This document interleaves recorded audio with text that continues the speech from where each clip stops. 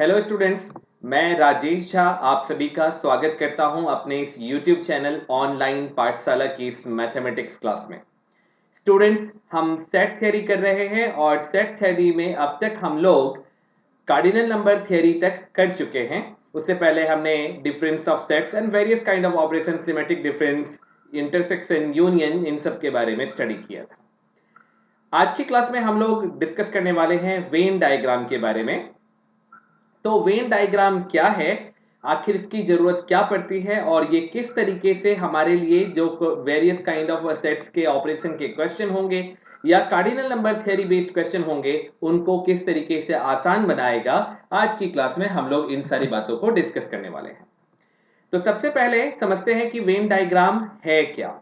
Venn diagram sets के operation को pictorially represent करने का, एक चित्रण के रूप में रिप्रेजेंट करने का तरीका है। हम जब सेट्स के ऑपरेशंस जैसे A union B, A intersection B, A minus B minus A delta B मतलब symmetric difference of two sets, A complement मतलब U minus A, B complement मतलब u माइनस बी, या डी मॉर्गन्स लॉज जिसमें से पहला है a union b complement is equals to a complement intersection b complement, और दूसरा है a intersection b whole complement is equals to a complement union b complement. इन सारी बातों को वेन डायग्राम में रिप्रेजेंट कर सकते हैं और बारी बारी से हम इन सबको करके भी देखेंगे। तो मैं एक बार दोबारा रिपीट करता हूं आप लोगों को कि अगर आपसे ये पूछा जाता है कि वेन डायग्राम क्या है, तो आपको कहना है कि Venn diagram is the pictorial representation of the operation of sets. तो यहां सबसे पहले हम लोग वेन डायग्राम सीखने वाले हैं ए यूनियन बी का, यानी कि आइदर ए और बी, ये जो ऑपरेशन है उसका वेन डायग्राम हम सीखने वाले हैं। कुछ बेसिक बातें हैं जो हमें ध्यान में रखनी चाहिए। एक डिस्कशन में या ये कहिए कि एक क्वेश्चन में यूनिवर्सल सेट होता है और वेरियस काइंड ऑफ सेट्स होते हैं, और ये सेट्स जैसे A B C D whatever, ये सेट्स यूनिवर्सल सेट के सबसेट होते हैं।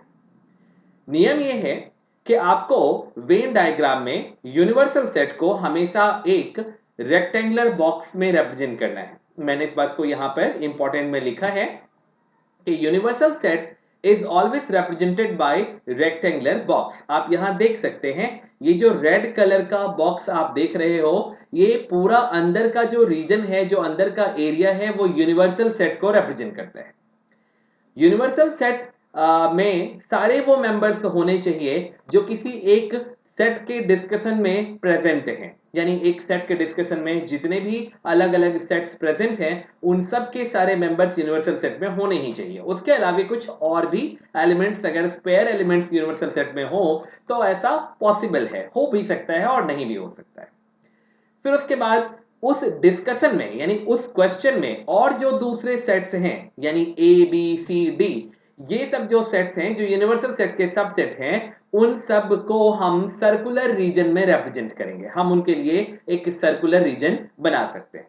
अभी जो आप यहां पर फिगर देख रहे हो, इसमें मैंने ए के लिए एक पहला सर्कुलर रीजन और बी के लिए एक दूसरा सर्कुलर रीजन बनाया है, और दोनों एक दूसरे के साथ ओवरलैप करते हुए हैं।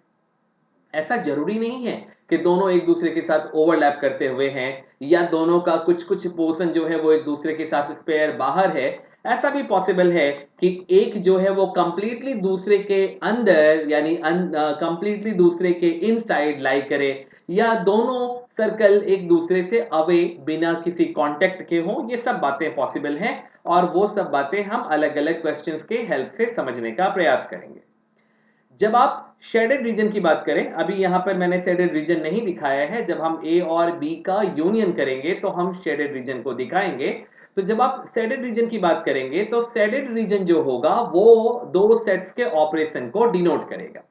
तो सबसे पहले Venn diagram of A union B, तो हम लोग रीजन सेट करेंगे। जैसा हम जानते हैं कि ए यूनियन बी का मतलब आइदर प्रेजेंट इन ए और प्रेजेंट इन बी। तो यहां सबसे पहले हम सेट ए के इंटीरियर रीजन को, यानी वो रीजन जिसमें सेट ए प्रेजेंट है, उस रीजन को हम लोग यहां पर शेड कर रहे हैं हॉरिजॉन्टल लाइंस लेकर के। तो हमने क्विकली इसे शेड कर दिया है और अब जो ये bluish region blue straight line में आपको दिख रहा है, ये ए यूनियन बी में ए को डिनोट करने के लिए कि इतना रीजन सेट ए का है। अब हम इसको यहां पर वर्टिकल वे में इस तरीके से सेट बी को भी शेड करेंगे। हमने वर्टिकल लाइंस लिए हैं, सेट ए के लिए हमने हॉरिजॉन्टल और ब्लू कलर की लाइन ली हुई थी। यहां पर हम वर्टिकल लाइंस ले रहे हैं ताकि हम इस बात को डिफरेंशिएट कर सकें कि दोनों में से कौन सा किस सेट को रिप्रेजेंट कर रहा है।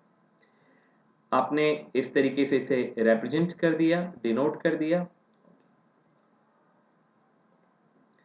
सो ए यूनियन बी का वेन डायग्राम रिप्रेजेंटेशन से हमारा मतलब है कि हमें उस हिस्से को भी ए यूनियन बी का पार्ट मानना है जो सिर्फ और सिर्फ ए में प्रेजेंट है, बी में नहीं है। हमें उस हिस्से को भी ए यूनियन बी का पार्ट मानना है जो सिर्फ और सिर्फ बी में प्रेजेंट है, ए में प्रेजेंट नहीं है। और हमें उस हिस्से को भी ए यूनियन बी का पार्ट मानना है, उसका रीजन मानना है जो ए और बी दोनों में प्रेजेंट है। ऑफ कोर्स ये जो मिड वाला रीजन आप देख रहे हो यहां पर, ये वाला रीजन, ये जिसको मैं आपको येलो कलर की लाइट से दिखाना चाहता हूं, येलो कलर के रेज से, तो ये वाला हिस्सा जो है वो कॉमन पार्ट है। ये वाला हिस्सा, ये कॉमन पार्ट है। आप जो देख रहे हो ये बीच में, ये कॉमन पार्ट है। This is common part, right? ये कॉमन पार्ट है, ए और बी दोनों में प्रेजेंट है। ये जो हिस्सा आप देख रहे हो यहां से लेकर इस तरीके से, वो एक्सक्लूसिवली ए में है, बी में नहीं है। ये वाला हिस्सा सिर्फ ए में है और बी में नहीं है। और ये जो हिस्सा आप देख रहे हो यहां पर, ये वाला हिस्सा, ऐसा ये वाला पार्ट, ये पार्ट जो है वो बी में है, ए में नहीं है। हमें इन तीनों हिस्से को ए यूनियन बी में लेना है। मतलब एटलीस्ट अगर वन टाइम भी लाइंस कहीं किसी जगह प्रेजेंट है तो वो हिस्सा ए यूनियन बी का पार्ट माना जाएगा। मतलब हमें यहां पर लिखना चाहिए कि this is A union B. तो ए यूनियन बी को हम इस तरीके से रिप्रेजेंट करेंगे। अब एक एग्जांपल से इस बात को हम लोग समझने का प्रयास करेंगे। तो चलिए एक एग्जांपल से हम इसको समझने का प्रयत्न करते हैं। Let u equals to 1 2 3 4 5 6, a equals to 1 3 4, b equals to 2 4। तो अब हमें a union then represent A union B in Venn diagram. तो हमें एक वेन डायग्राम से इसको रिप्रेजेंट करना है। चलिए समझते हैं कि हम ऐसा किस तरीके से कर सकते हैं।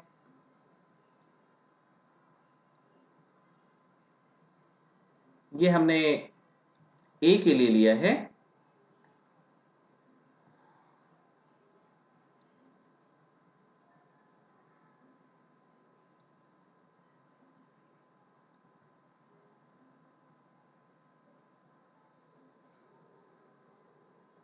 और ये हम अब बी के लिए लेने वाले हैं।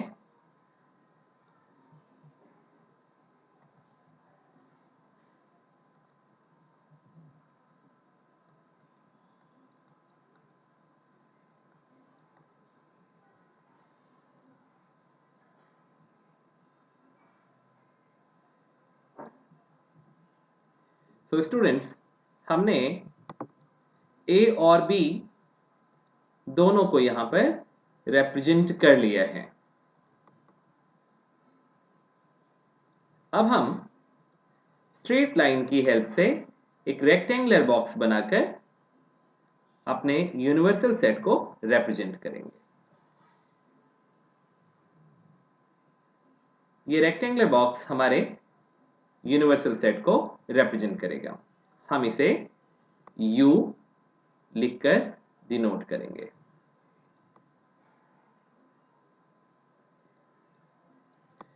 और यहां ये सेट A को रिप्रेजेंट करेगा और ये सेट B को रिप्रेजेंट करेगा। हम पहले सारे एलिमेंट्स जैसे हमारे पास अवेलेबल हैं हम उनको यहाँ अलग अलग रीजन में लोकेट कर देंगे। जैसे सेट A में 1 और 3 और 4 है और सेट B में 2 और 4 है और 4 दोनों में कॉमन है, तो हमें 4 को इस कॉमन रीजन में लिखना चाहिए। इसके अलावा सेट A में एक एलिमेंट 1 और एक एलिमेंट 3। सेट B में 2 और 4 दो एलिमेंट है तो एक एलिमेंट 2 यहां पर हमें लिखना चाहिए। अब हम क्लियर देख रहे हैं, यहां पर हमें ऐसा दिख रहा है कि ये जो सेट A है, इस सेट A में 1 3 4 तीनों प्रेजेंट है। इसी तरह से सेट B जो ये सेट है, इस सेट में भी 2 और 4 दोनों एलिमेंट यहां पर प्रेजेंट हैं। अब U में इसके अलावे भी कोई एलिमेंट बचता है तो 1 2 3 4 के अलावे 5 और 6 दो एलिमेंट ऐसे हैं जो अभी भी U में प्रेजेंट होने चाहिए, तो हमें उनको डिनोट करना है। 5 और 6 ये हम रेक्टेंगुलर बॉक्स में कहीं भी कर सकते हैं। क्योंकि हम A यूनियन B को रिप्रेजेंट कर रहे हैं तो हमें A यूनियन B यहां पर लिखना है। अब हम सबसे पहले सेट A के लिए हॉरिजॉन्टल लाइंस इस तरीके से ड्रॉ कर देंगे।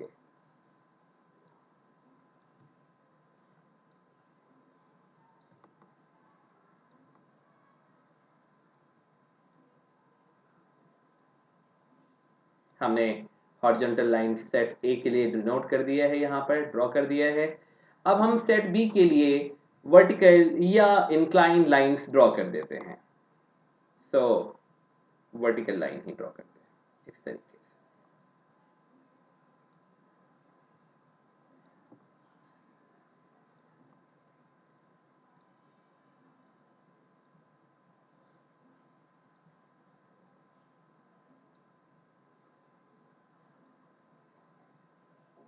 तो हमने सेट B को भी शेड कर दिया है।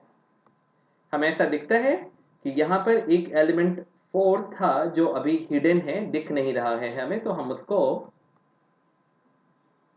रेड कलर से डिनोट कर देते हैं कि यहाँ पर एक एलिमेंट 4 भी है ताकि वो दिखे। तो अब हमें साफ साफ दिख रहा है यहाँ पर कि A B और जो दोनों का कॉमन पार्ट है ये पूरा A यूनियन B होगा।